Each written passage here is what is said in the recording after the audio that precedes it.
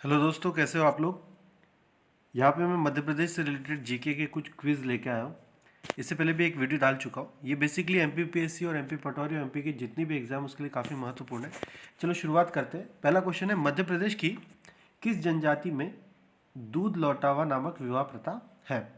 तो दूध लौटावा करके एक प्रथा होती है जिसके थ्रू विवाह की पद्धति जनजाति द्वारा अपनाई जाती है, जिसमें जनरली जो मैटरनल साइड है उस साइड में हमारी जनरली मामा की लड़की से शादी की जाती है। तो दूध लौटावा की जो प्रथा है वो गोंडवा जनजाति, यहाँ पे गोंडवा लिखा है, जो आप जनरली गोंड नाम से भी जानते हैं। तो गोंड जनजाति द्वारा दूध लौटावा की प्रथा के द्वारा विवाह किया जाता है ना। अब देखिए थोड़ा सा, अगर मैं बाकी जनजातियों के बारे में भी देखें तो भारत की जो सबसे बड़ी है, भारत की जो सबसे बड़ी जनजाति कौन सी है, गोंड। कहा कि हमारे इंडिया की, भारत की। और जो हमारे मध्य प्रदेश है उसकी जो सबसे बड़ी जनजाति है वो कौन सी है, भील। ये कहा कि मध्य प्रदेश की। तो दोनों चीज़ें आप ध्यान में रखिएगा। जनजातियों में और थोड़ा सा डिटेल में चला जाऊँ तो जो हमारा मध्य प्रदेश है, ये हमारा प्यारा मध्य प्रदेश है ना। इसका नक्शा थोड़ा सा देख लीजिए, टेढ़ा बनाता हूँ मैं हमेशा। तो जो भील जनजाति है, भील जनजाति जो है ये कहाँ पे पाई जाती है, हमारा मालवा और निमाड़ क्षेत्र में जनरली पाई जाती है। जो गोंड जनजाति है, गोंड जनजाति तो मध्य प्रदेश के हर क्षेत्र में थोड़ी थोड़ी बिखरी हुई है। सहरिया जनजाति नॉर्थ पार्ट में पाई जाती है, नॉर्थ पार्ट में, जैसे ग्वालियर, मुरैना, भिंड वगैरह। और जो बैगा जनजाति मेनली यहाँ पे हमारे बालाघाट, शहडोल और मंडला है ना, इस साइड में होगा शायद, बालाघाट, शहडोल और मंडला में पाई जाती है। चलिए आगे बढ़ते हैं। दूसरा क्वेश्चन हमारे पास में, निम्नलिखित में से कौन सा मध्य प्रदेश का राजकीय पशु है। तो यहाँ से सिंपल सा इसका आंसर है, मध्य प्रदेश का राजकीय पशु हमारे पास में बारहसिंगा है। ठीक है, नेक्स्ट देखते हैं कि क्या दिया है। मध्य प्रदेश की किन पहाड़ियों को सतपुड़ा की रानी के रूप में जाना जाता है। तो सतपुड़ा जो रेंज है हमारे मध्य प्रदेश के मैप में, जो सतपुड़ा रेंज है वो कहाँ पे पाई जाती है, यहाँ से हमारी नर्मदा नदी निकलती है और नर्मदा नदी इस साइड में जाती है। तो नर्मदा नदी के जो नीचे का हिस्सा है ये पूरा कौन सा होता है, सतपुड़ा रेंज, है ना। और हमारे जो जितना भी जियोग्राफिकल पार्ट है उसको हम कैसे डिवाइड करते हैं कि यहाँ पे सतपुड़ा रेंज हो जाती है, यहाँ पे विंध्याचल रेंज हो जाती है, यहाँ पे मालवा का क्षेत्र हो जाता है, बुंदेलखंड और बघेलखंड का पार्ट हो जाता है। तो हमारे पास में क्या क्या हो गया, सतपुड़ा रेंज हो गई, है ना, मालवा का क्षेत्र हो गया, विंध्याचल हो गया, बुंदेलखंड बघेलखंड का पार्ट हो गया, और छोटा सा एक हिस्सा जो होता है रीवा पन्ना का पठार होता है। तो यहाँ पे पूछा गया सतपुड़ा की रानी के रूप में किसे जाना जाता है। सतपुड़ा की रानी के रूप में हमें पचमढ़ी को जानते हैं। किसको, पचमढ़ी को। पचमढ़ी आता कौन से जिले में है, तो पचमढ़ी हमारे पास में कौन से जिले में आता है, बैतूल और होशंगाबाद के पास में, है ना। मतलब बैतूल से शुरू हो जाता है, वैसे होशंगाबाद की प्रॉपर तहसील है ये, पर हम लोग जो देखेंगे तो उसकी रेंज कौन सी होती है, बैतूल और होशंगाबाद। क्लियर है। नेक्स्ट देखते हैं, आगे चलते हैं हम लोग कि फोर्थ क्वेश्चन की ओर। क्या बोल रहा है फोर्थ क्वेश्चन, मध्य प्रदेश के निम्नलिखित में से किस उत्पाद को भौगोलिक संकेत का दर्जा प्राप्त नहीं है ना। तो यहाँ पे हम लोग देखते हैं क्या बोल रहा है, नहीं है बोल रहा है। तो नहीं है किसको, चंदेरी फैब्रिक को तो मिल चुका है भाई। दतिया और, अच्छा जी, भौगोलिक संकेत मतलब जीआई टैग, आप जनरली जीआई टैग के नाम से इसको जानते होंगे, है ना। तो चंदेरी फैब्रिक्स को भी मिल चुका है। दतिया और टीकमगढ़ के बेल मेटल वेयर को भी मिल चुका है। महेश्वर की साड़ी फैब्रिक्स को भी मिल चुका है। रतलामी से, अच्छा ये तो सारे के सारे को मिल चुका है ना, तो इसमें कोई ऐसा क्वेश्चन बनता नहीं, पर सभी को मिल चुका है, आप लोग ध्यान रखिएगा। क्वेश्चन नंबर 5 है, निम्नलिखित में से किस प्रसिद्ध व्यक्तित्व का जन्म मध्य प्रदेश में नहीं हुआ है ना। तो नहीं हुआ को देख लेते हैं। पहला हमारे पास में चंद्रशेखर आज़ाद। चंद्रशेखर आज़ाद जी का जन्म पहले के झाबुआ, जिसे जहाँ पे उनका जन्म हुआ उसको अभी नाम चंद्रशेखर आज़ाद नगरी दे चुके हैं। तो अभी के फिलहाल के अलीराजपुर में क्षेत्र आता है, तो हमारे यहाँ पे इनका जन्म तो हुआ है। भीमराव रामजी अंबेडकर, डॉक्टर बाबा साहब अंबेडकर का जन्म कहाँ पे हुआ है, महू में हुआ है, इंदौर के महू तहसील में। अटल बिहारी वाजपेयी का जन्म ग्वालियर में हुआ है ना, लिख देता हूँ यहाँ पे ग्वालियर में, इनका जन्म महू में हुआ था। और चंद्रशेखर आज़ाद जी का जन्म अलीराजपुर में, अभी फिलहाल के अलीराजपुर में आते हैं जो। और विश्वनाथ प्रताप सिंह, अच्छा ये विश्वनाथ प्रताप सिंह है कौन, विश्वनाथ प्रताप सिंह हमारे देश के प्रधानमंत्री रहे, और इनका जन्म एक्चुअली उत्तर प्रदेश के इलाहाबाद में हुआ है ना। तो मध्य प्रदेश में इनका जन्म नहीं हुआ, तो इसका आंसर क्या हो जाएगा, विश्वनाथ प्रताप सिंह। चलिए आगे बढ़ते हैं।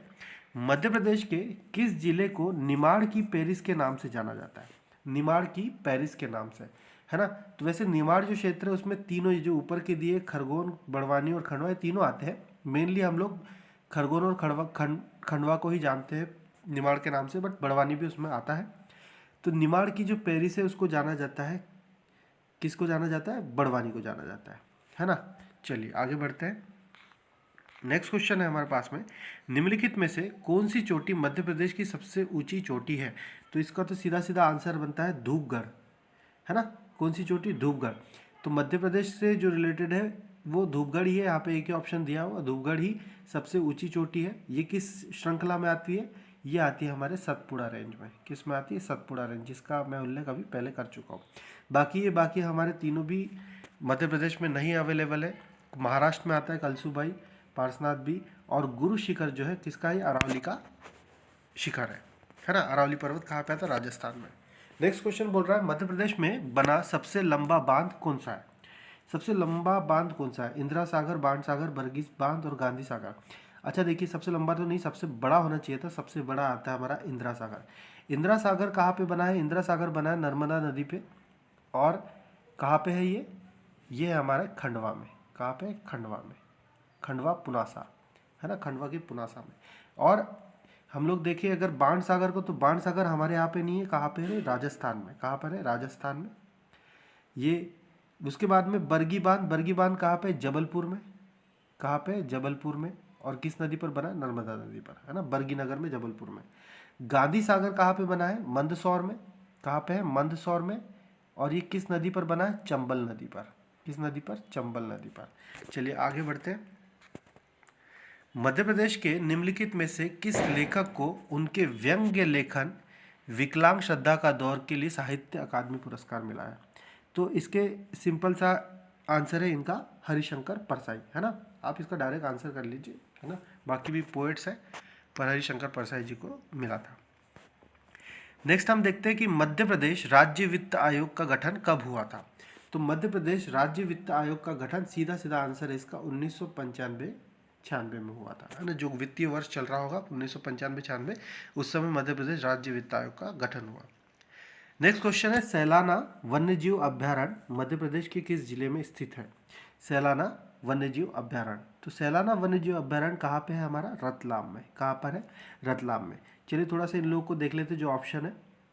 तो जो मंडला और बालाघाट है, मंडला और बालाघाट में क्या है हमारे पास में? कान्हा।